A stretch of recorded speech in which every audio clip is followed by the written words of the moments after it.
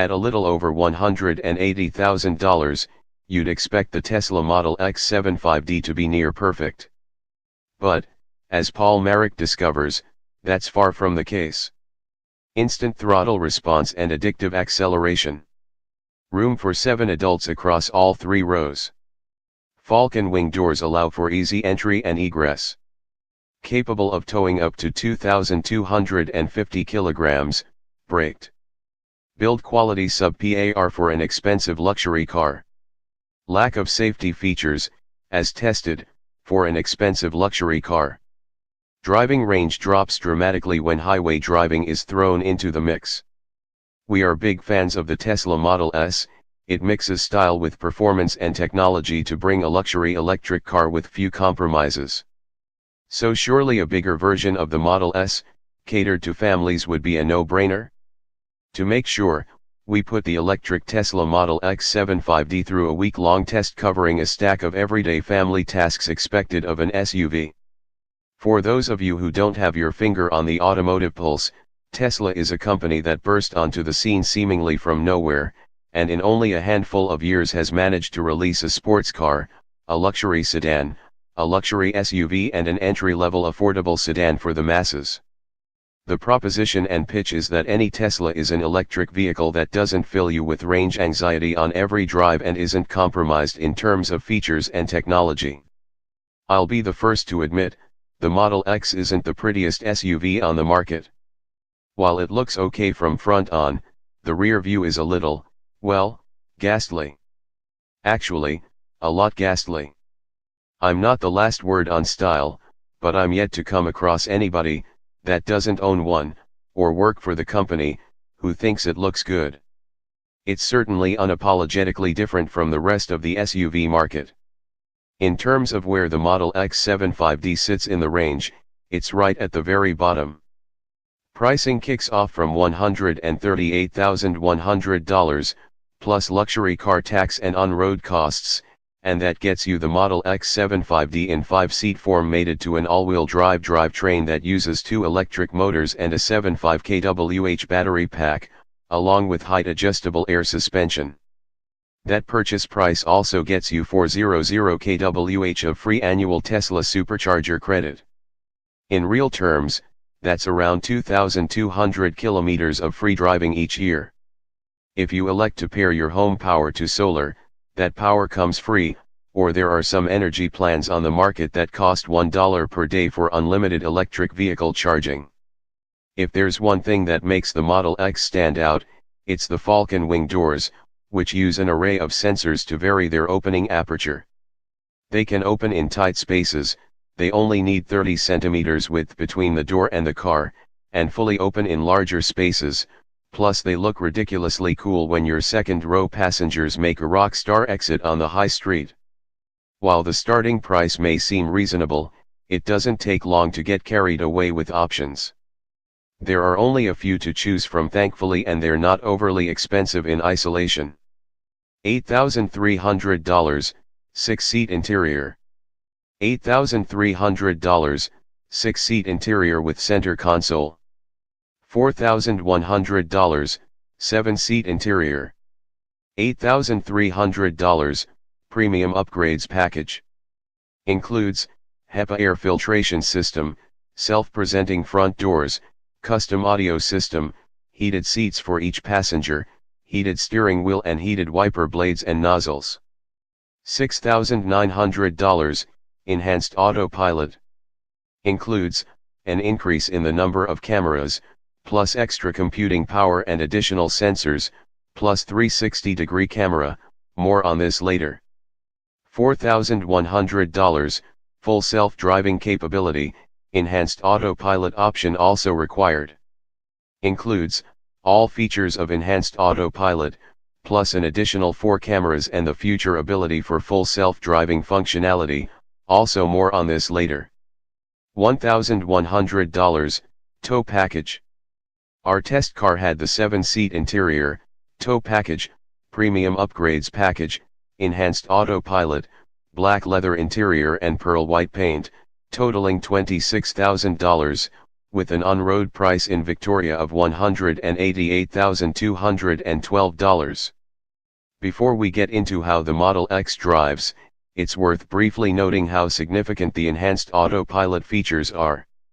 These options will give the driver an ability, in the future, for the vehicle to completely drive itself.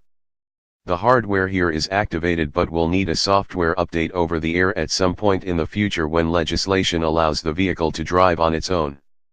This hardware makes it physically possible for the car to do this, which means that even if the car is 10 years old when Australia joins the 21st century, it'll still function as a fully autonomous vehicle.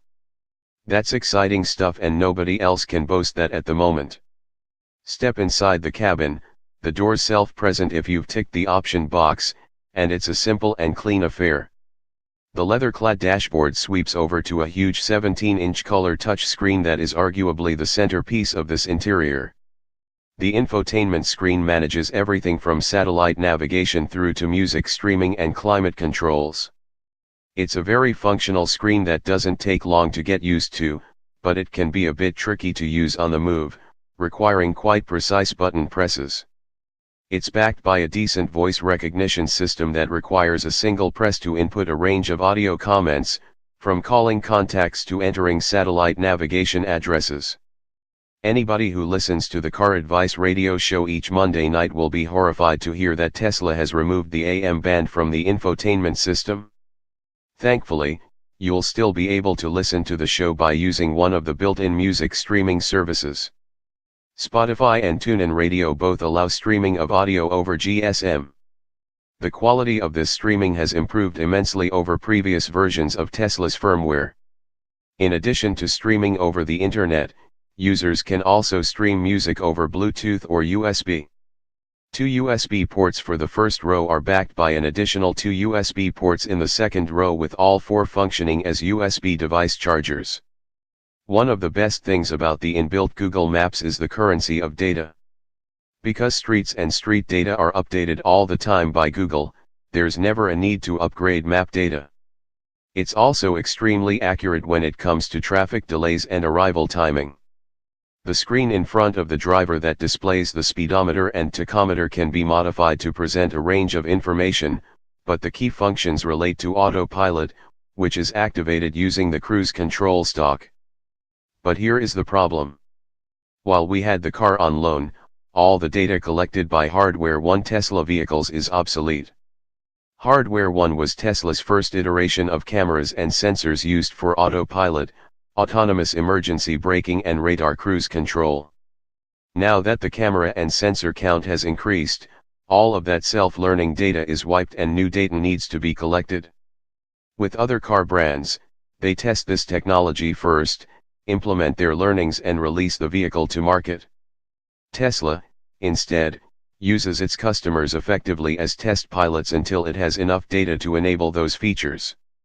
That means our test car didn't have features like autonomous emergency braking, automatic high beam lights, automatic windscreen wipers, side collision warning, lane departure warning, high-speed automatic steering, automatic lane change, semi-autonomous parking, and Tesla's summon self-parking feature.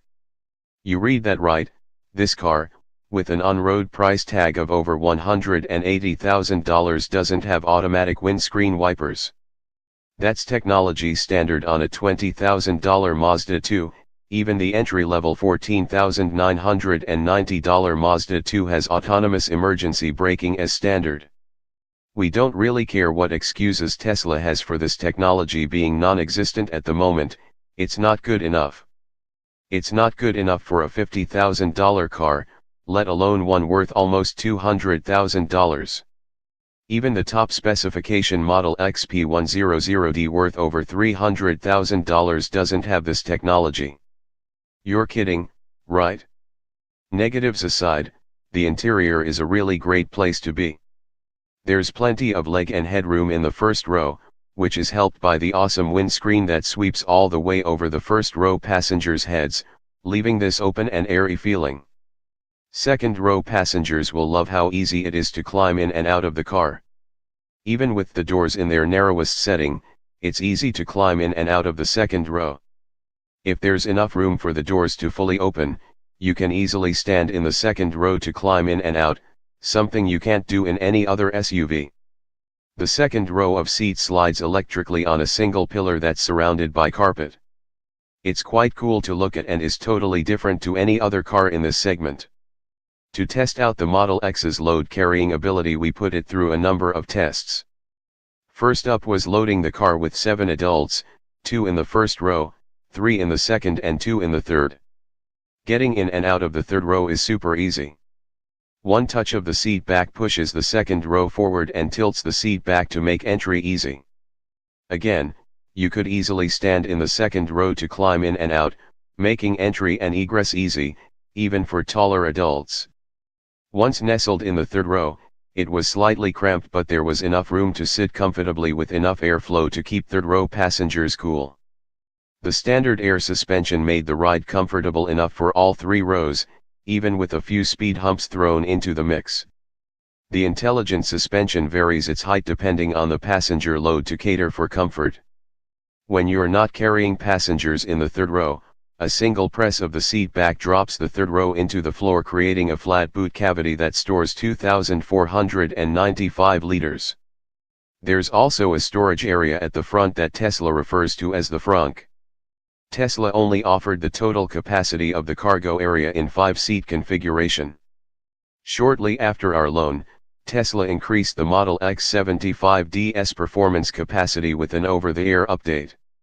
It'll now move from 0 to 100 km per hour in just 5.2 seconds, making it a pretty quick machine. Like all electric vehicles, torque is delivered instantly with a stab of the throttle. From a standing start, it propels with a great deal of pace, and while it tapers off as it reaches legal road speeds, it's still quite an intoxicating experience. The second test we put the car through was a towing test. Our car was optioned with the $1,100 towing package, allowing it to tow up to 2,250 kilograms with a brake trailer. We stuck Mandy Turner's custom-built trailer on the back, which weighs in at around 600 kilograms. A towing mode on the infotainment screen is selected to adjust the air suspension to cater for the extra load out back. We were surprised with how effortlessly the Model X towed with a load.